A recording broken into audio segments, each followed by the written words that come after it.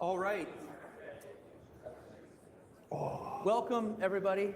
Thank you for sticking around. My name is Eric Balchunas. I am Senior ETF Analyst for Bloomberg Intelligence.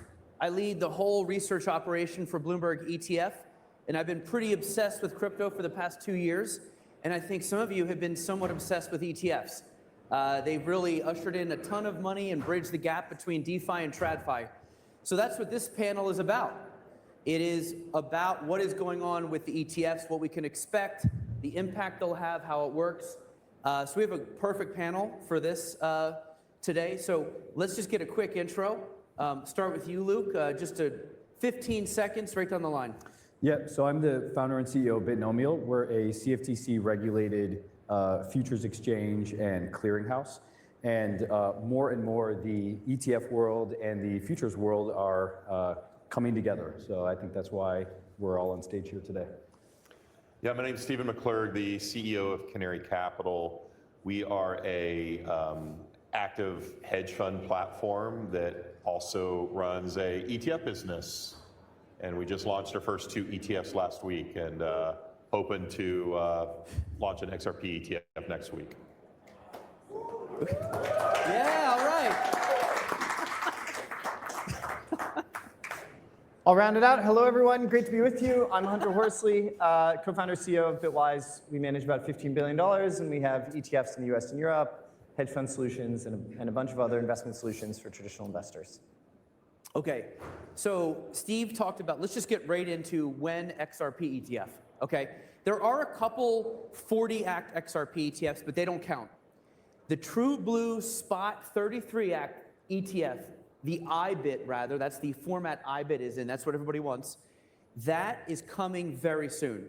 And these 2 guys are in a race to put it out. Is anybody old enough to have seen the movie Cannonball Run? Anybody? Okay, that's what this is like. Because the government shut down, and yet they're going to figure a way to put the ETF out. That movie was a race for who can get from Connecticut to LA fastest, gets $1 million. One person went as like priests, one person used a Lamborghini, one person went as police, and it was all these clever ways to get there. Why? First to market rules. And we know BSOL, which Hunter just put out, is the best launch of the year, pretty much. So let's start with you guys. The government shut down.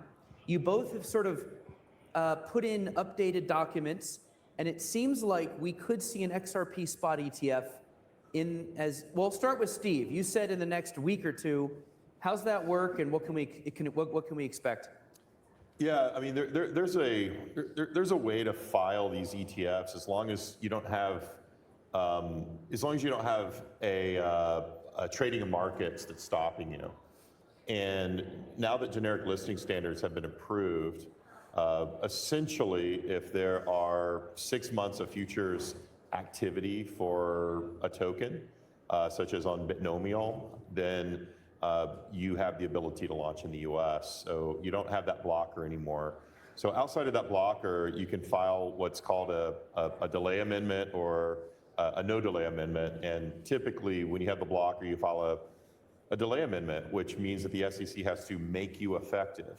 A no delay amendment is basically when you become a little bit more comfortable. If you're comfortable with your filing, which we are, and you file a no delay amendment, then that means that you automatically go effective in 20 days. So for instance, we filed that for Litecoin and HBAR several weeks ago, which both of those went live last week. And then we filed a XRP ETF with no delay amendment, essentially 20 days before November 13th. So that's how it works. All right, so Hunter, you also updated this thing. It seems like this is a little bit about finding a little loophole in the language the SEC put out. They put out this document like, hey, while the government shut down, here's some things to think about. And it sounds like in there you found something where you can get through. Do you have anything to add to what Steve said in terms of the XRP initiative? No, I think Steve described it fantastically. You know, one of the novel elements of the moment, to state the obvious, is the government is shut down. So, you know, we've been working on ETFs for 7 years, and I've had a regular dialogue with the SEC, and then the government shuts down, and And so then the question is, what are the right set of actions to do? And there are different actions that you can take in an environment where that's the case. So yeah, we're excited about the prospects for an XRP ETF. All right, one more question on them, then I'll get to you, Luke, I promise. I think your colleague, Matt Hogan, said as soon as it comes out, the XRP army is going to hit the smash button. Something like that. What kind of, like your BSOL was a huge hit. 55 million trading volume on day one. That was the most volume on the first day of any of the 850 ETFs launched this year. Nowhere near Bitcoin, but Bitcoin is a phenomenal beast. It's almost doesn't count. But for a regular ETF, that's an insane amount of money. And then they took in 500 million in the first week, which was the best inflowing crypto ETF out of about 100. And it ranked 16th overall, which is top 0.5% of all ETFs. So that's pretty good. You must be pretty happy. So I'm assuming you might expect something similar if an XRP ETF comes out. Yeah, absolutely. I mean, one of the remarkable things about BSOL, the Bitwise Solana staking ETF, was seeing the response from, Bitwise works with a huge cross-section of clients, over a dozen banks and broker-dealers, over 5,000 wealth management firms, multifamily offices, RIAs, a dozen hedge funds as clients. And we saw investors across each of those buckets, and then of course also individuals who can, for instance, buy in a retirement account for the first time. So behind the $500 million of inflows, I think it was fascinating to see that it really resonated with a lot of investors. I think part of what Matt was trying to convey around XRP is that people are busy, and there's, you know better than anyone, Eric, there's thousands of ETFs. And so the winning recipe is when the ETF provides exposure to something that people are passionate about or people care about. Apathy kills ETFs, Matt likes to say. And I think XRP, and we know from our client base, is one of the highest conviction assets amongst investors. So I think it will do fabulously well, and we'll bring it to market across all those investor types to make sure it has its best shot at making a dent. Interestingly, these 40 Act XRP ETFs came out that we'll call like the warm-up act. They're not quite the same as the spot products that people like. Before your BSOL, the XRPR was the #1 volume day one getter. So that does bode well for a launch. Now, Luke, you deal in the futures market. You have XRP futures. Can that tell us anything about the demand and maybe give us some insight into those? Yeah, I think what we're seeing is the securities world that exists out here kind of on its own, and when they finally got spot ETFs, we started seeing the crypto industry have a way to interact with the securities industry, but it's still very thin. And so now we're starting to get new things like in-kind creation redemption. We're getting the new listing rules, which can depend on futures. And so more and more, we're starting to see the commodities world interact with these ETFs. And uniquely, these are commodities ETFs. That's not a typical thing. Most ETFs are, I don't know what the alternative is, non-commodity ETFs. Yeah, 40 Act. 40 Act ETF. Open end. So it's just this different aspect of the industry that we're slowly starting to stitch together. And the initial launches of the Bitcoin ETF and some of the bigger tokens have been so big that the inefficiencies of it have been kind of diffuse across some of the actors, and the hidden costs are just swallowed by everybody. But as we get into the longer tail, I don't think XRP is necessarily going to be that. I think that'll be huge, but you'll start to see more inefficiencies creep up, and that's when you need to start stitching the ETF world together with the underlying. And so that's where we're really focused, is putting together the actual underlying collaterals with the ETFs that are coming out, and that will lead to the ability to do higher volumes, tighter spreads in the ETFs, and things like that. So we actually just announced earlier today that we're the first US regulated clearinghouse accepting both RLUSD, a stablecoin, and XRP as native collateral in the clearinghouse for margin trading against the first ever perps that we listed in the US. So these are all these tools that can be used by the market makers to really ramp up liquidity providing and making it a better experience for the retail customer. Now, how that impacts the buyers and the retail customers, I think these guys would have a better say there. With Ether and Bitcoin, which have been on the market for a while now, maybe can you talk a little bit about the basis trade without boring people, maybe just quickly? They're going to use the futures and the spot, and they arbitrage that. And just explain how that actually keeps things nice and like tight between the different venues so no one gets like a screwed over buying it this place when you could have got it cheaper here. Yeah, so typically when you're making markets in the ETF, you're hedging that exposure into the futures. So you're going long the ETF and you're going short the futures. And then what happens is that money then goes over to these guys' businesses, then they turn around and buy the underlying assets.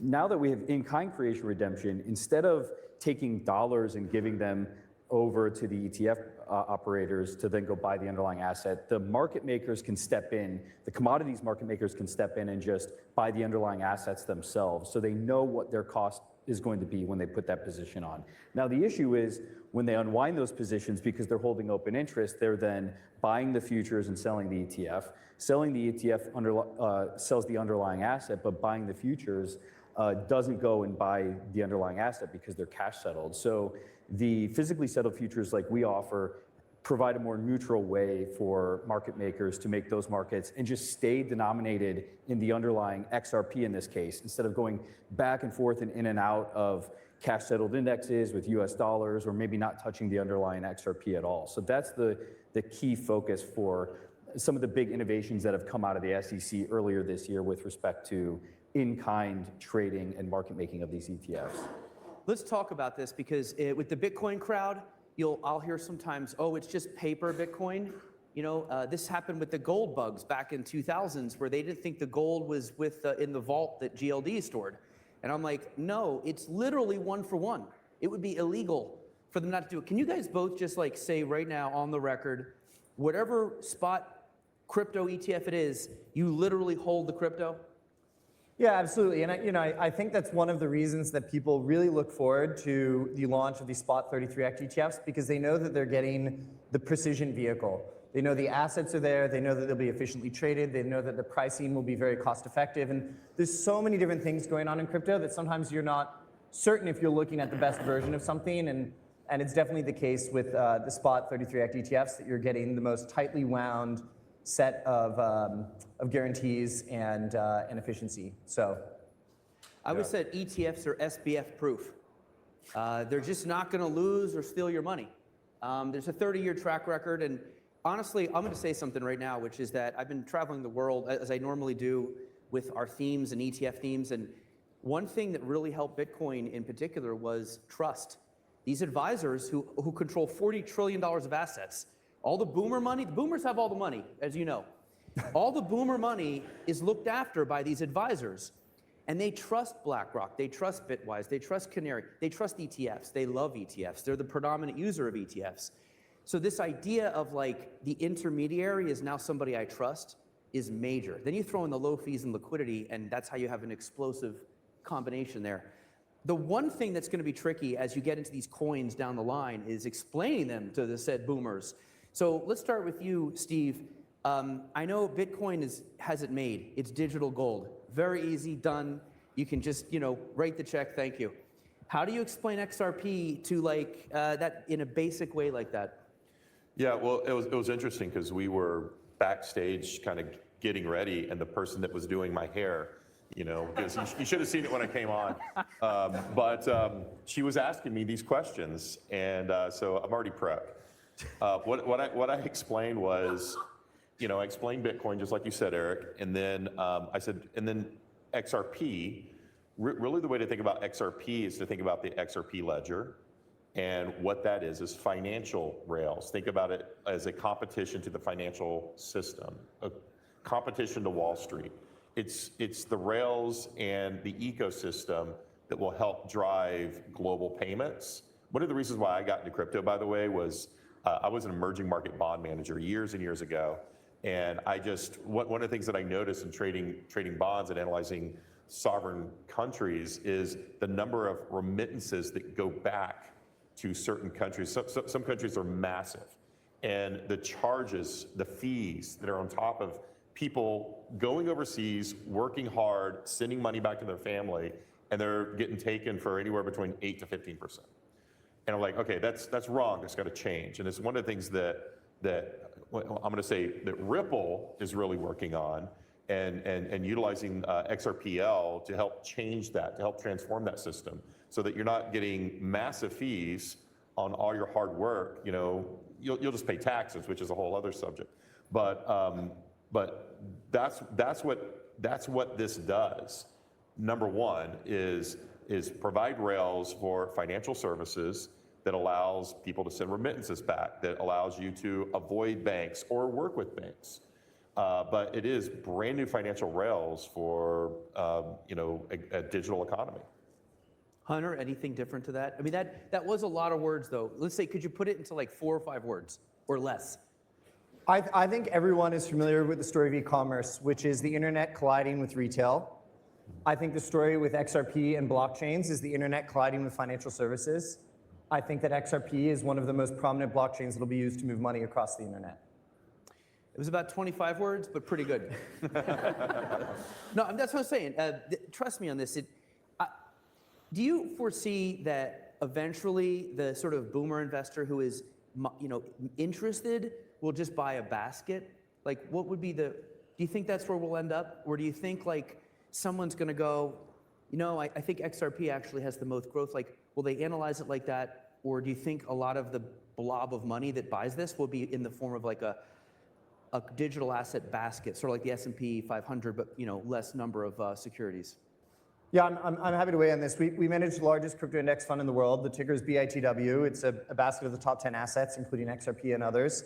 I think that right now the focus is on single assets. I think in 6 to 12 months, Eric, people will transition into the index. I think that there will be fatigue over time with figuring out, even if you know the assets you want to own, what size do you want to put in each of them? Should it be 1% in each? Should it be 2% in one, 1% in another? Should you rebalance it monthly? Should you never touch it? I think these types of questions for a lot of the investors who are coming into the space now, it's too much complexity for what is a 5-10% allocation. Of course, always conviction will have a role to play. People will want to take specific name exposures, or they'll want to touch it up. But I think now is not the moment for index. But I think in about 6 months, that'll be where the conversation is. Luke, do you have any comment on the explaining XRP in less than, let's say, 20 words?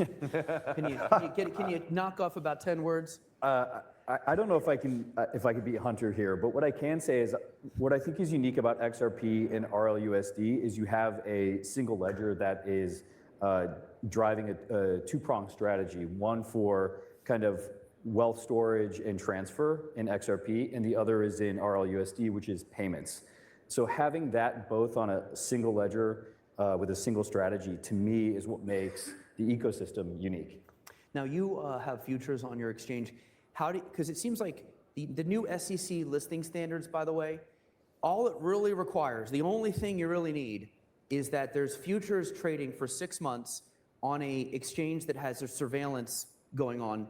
Your exchange counts for that, right? So does Coinbase.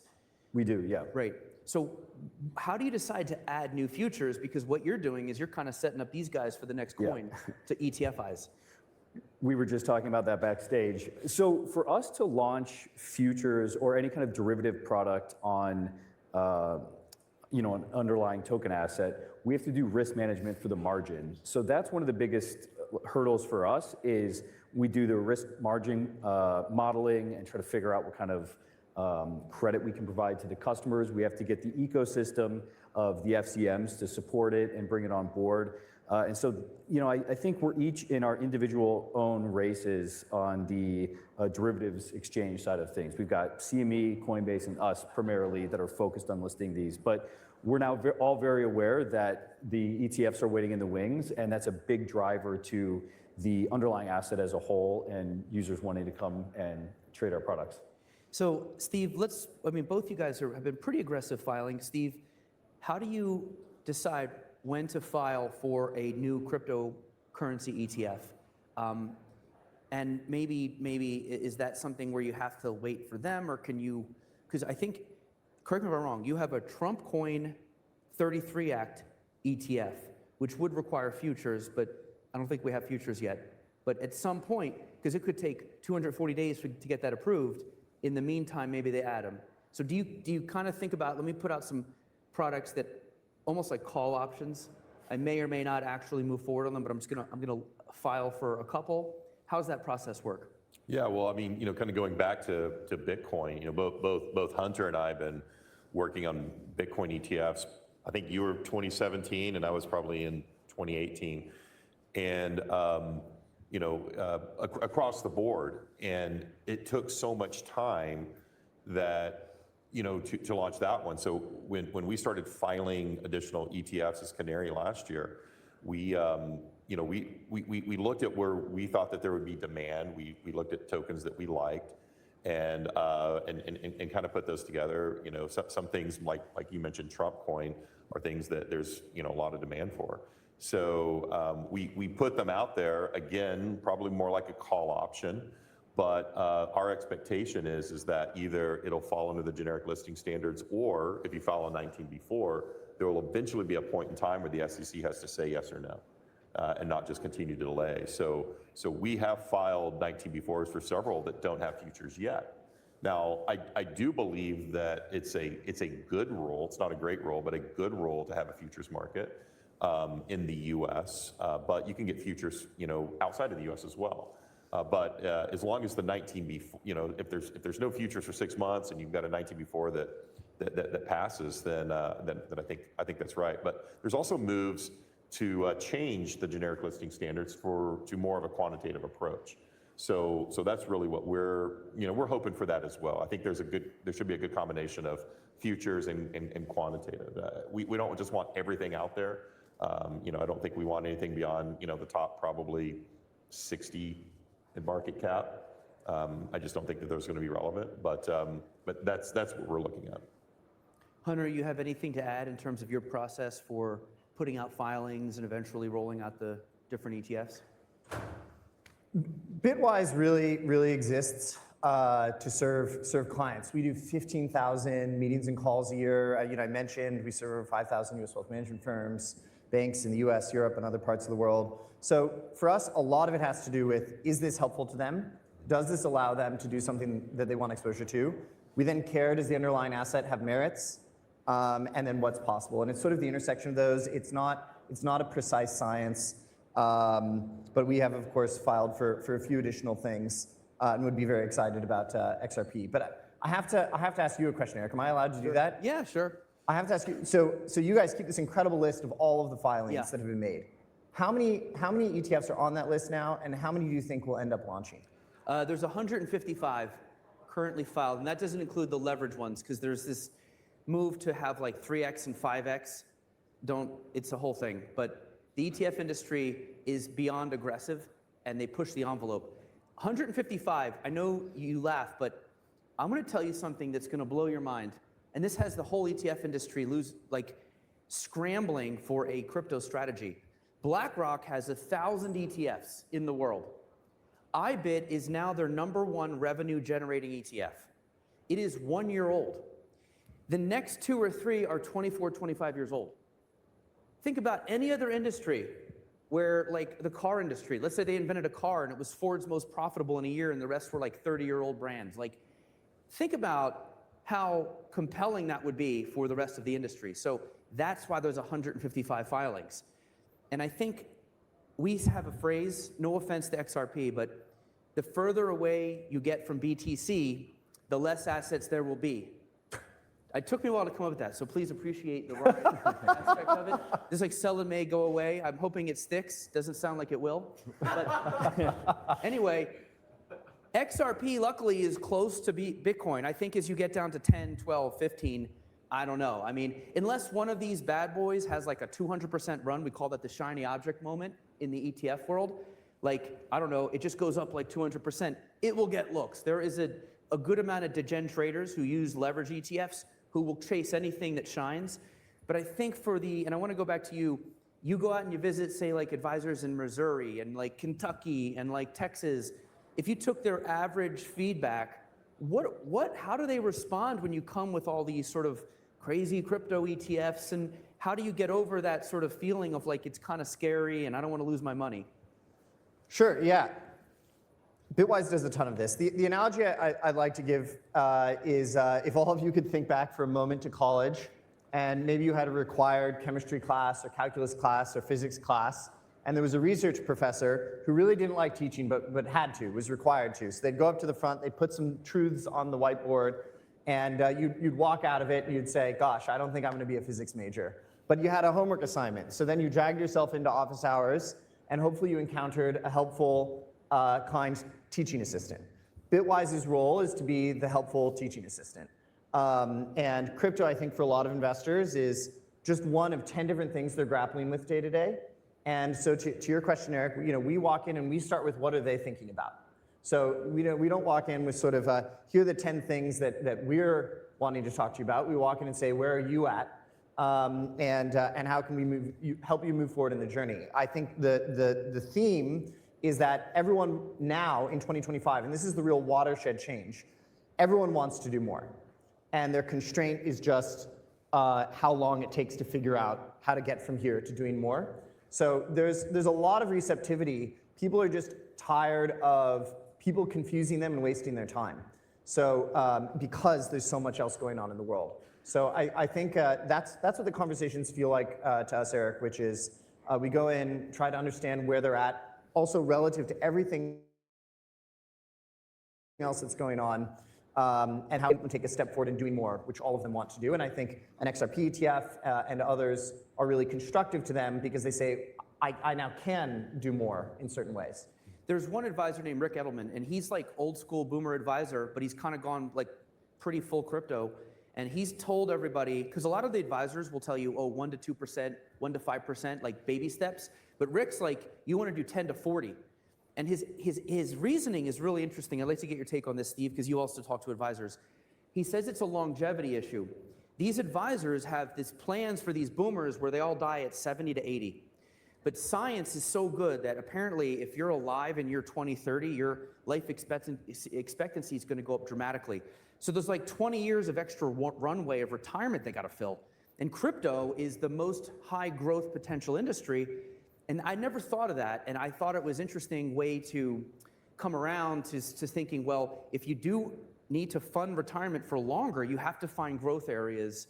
Does that play well, or what works with the advisors? I throw that out there just to see what you thought. Yeah, it's kind of tough. I mean, in my background before crypto, I was an institutional manager managing money for insurance companies and pension funds and sovereign wealth funds. And then of course we had advisor products too. So, but going back to, specifically financial advisors, that's a tough sell. If you're the financial advisor like Rick Edelman, you can advise your clients on that.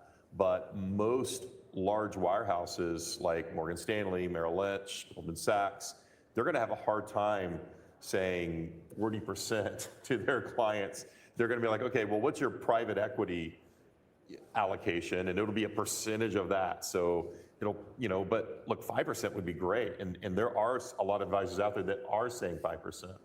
Where I'm really focused is, because I don't think our team's not big enough to constantly talk to advisors and get them to change their mind. We let Bitwise do that. But where we really focus on is sovereign wealth funds and insurance companies, just because that's the industry we know and that's who we talk to, and they're going to be a lot slower. But we really are playing the long game with those groups, and we have advised a lot of insurance companies on how to work with blockchain and a lot of endowments and a lot of pension funds. As a matter of fact, I just spoke with the CIO of a large school that they've already started adding Bitcoin to their endowment, and they're going to start adding more assets. And now that ETFs exist, it's an easy way for them to do it. But again, like endowments, school endowments, they do a massive allocation to private equity, and they understand the risk return in private equity. So their allocation might even be larger than financial advisors. Insurance companies are going to be tough. It's going to be longer tail. And Luke, let's talk about your world a little bit, because I think when you're using an exchange, volatility might be more of a feature than a bug. Their world, these guys don't want vol. They want something like more safe and stomachable. But how are you interacting with your clients in terms of volatility and the education on some of these, we'll call it like non-Bitcoin currencies? I think the way we look at it is kind of like the equities ecosystem. You have large cap, blue chip stocks that everybody understands and has expectations around volatility there. And then you have emerging markets and small cap stocks and things like that. I think the crypto ecosystem is kind of the same way. And we're still just in this mode of like, oh, now, you know, Apple's going public, right? Like the big guys are still coming to market in the equity side of the world for the first time. So we're still very early days. And yes, people are out there chasing volatility, and that helps them get edge on the stable side of things with the ETF. But we're very, very early in how this whole ecosystem works and how people are making money here. We see the very mechanical, institutional side of it with large market makers and things like that. And so, you know, the more this all gets stitched together between ETFs, especially XRP coming online, the bigger and better it is for everybody. And letting them stay denominated in XRP the entire trade is just such a huge upgrade compared to where everybody's at. I mean, it's phenomenal what you guys have been able to pull off with the handcuffs that you've had on from the previous SEC regime to where we're going to go after this. So it's congratulations. But that's how we look at it. All right, and let me ask you, there's this thing going on with Bitcoin where some of the Bitcoiners, not all of them, but some of them are like starting to whine about the price not going up like every other day. And they're like, the ETFs did this. And I'm like, dude, the ETFs, they went up 200% since the ETFs have come out. Just because it hasn't gone up in 4 months, just chill. It does seem to be like this, like, I don't know, like their desire to have God candles all the time. And I want to talk to both you guys about speaking to the actual crypto world about what to expect when you're expecting an ETF. You know, you honestly, this should be a white paper, what to expect when you're expecting, because you do need to manage your expectations. It can't hurt having this portal to the boomer money. So just be happy with that, A. But like sometimes like you talking about like, there's this run up quickly because of like basis trade, has nothing to do with the flows. Then sometimes the flows come in, the price goes down because of stuff going on behind the scenes. So maybe in the last 3 minutes, a minute each, just talk to the world here in this crypto community, the XRP community, about what they should be expecting, you know, in the next year. Let's say XRP comes out in 2 weeks. What should it look like, and how should they brace themselves for what we're about to see? Start at the end, we'll go Connor and then down to me. Sure. Everyone should be unbelievably excited. You know, after XRPL and XRP are over 13 years old, the crypto space is maybe 15 years old. It's all happening now. This space, for the first time, is going mainstream in 2025. Part of going mainstream means that there are people coming on board, incredible institutions here at Swell who are building services, integrating, but they're mainstream by definition because they're doing other things also. And that means for them, a month is super fast, a quarter is fast.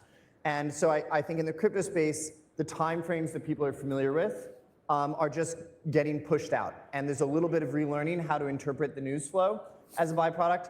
But I will unequivocally say we've been around for 7, 8 years now. I have never seen it feel as inevitable as it does right now in this year that crypto is arriving to update the financial system and will be a mainstream asset class. Yeah. Steve. Yeah, I mean, look, a lot of things that I look at is, first I'm going to say that markets are inefficient. A lot of people think they are, but they're not. And what I look at for Bitcoin, for instance, because you were talking about that, is we look at Bitcoin versus M2 monetary supply, which is probably the biggest metric that I look at for price, and based on that, it should be about 140,000. And it doesn't mean that it's going to be exactly 140. It doesn't mean it's going to be, not more, not less. But that is the target. And right now, markets are slightly inefficient or very inefficient. There's a lot going on in the macro environment that's really causing drag on prices across the board. The XRP community, I've seen people online upset that it's not like at $10 right now. It's like, hey, you guys should chill out too, because it's up 5x from where it was a year ago. Like, that's pretty good, right? It's massively outperformed Bitcoin in the last year. But I agree with Hunter that these ETFs are really going to open up XRP to a lot more investors, to have a lot more access. And there's just a whole segment of people that aren't going to buy things at an exchange. They're going to use the easiest instrument that they know which is a ETF wrapper. So we're very excited about that, and I think everybody should be excited as well. But price doesn't always go up and to the right. I know, shocker. Go ahead. Yeah, so for me, it's kind of what I said earlier. The crypto ETF industry has had a massive drag, handcuffs on it for the past however many years that you guys have been doing this, at a massive disadvantage compared to other ETFs or commodity ETFs. Those are starting to come off. I mean, I was with Hunter's co-founder when some of these rules started coming out. We were literally jumping up and down with excitement because while users may not see this, and buyers may not see this, these structural inefficiencies are a massive drag on just new ETFs coming to market, the efficiencies of the ETFs that people are trading. And so we're going to start to see a lot more capital being allocated to the space as a whole. And that's going to affect the blue chip crypto ETFs as well as the long tail. There could even be a massive business in the long tail of the ETFs, but they're smaller, so they can't stomach those inefficiencies that we've been able to have with the blue chip ETFs. XRP is long overdue to have an ETF. I'm very excited to see it come to market, and I think we all are. So we'll see how this evolves. 3 words, always zoom out. There, that's gonna solve a lot of your anguish over the price not going up in a month or two. 12-month and 3-year charts are really powerful. Same thing in the stock world. Things just take time. So that is where I would leave it as well. And our panel is out of time, and I want to give our panelists a nice round of applause. Thank you. Great job.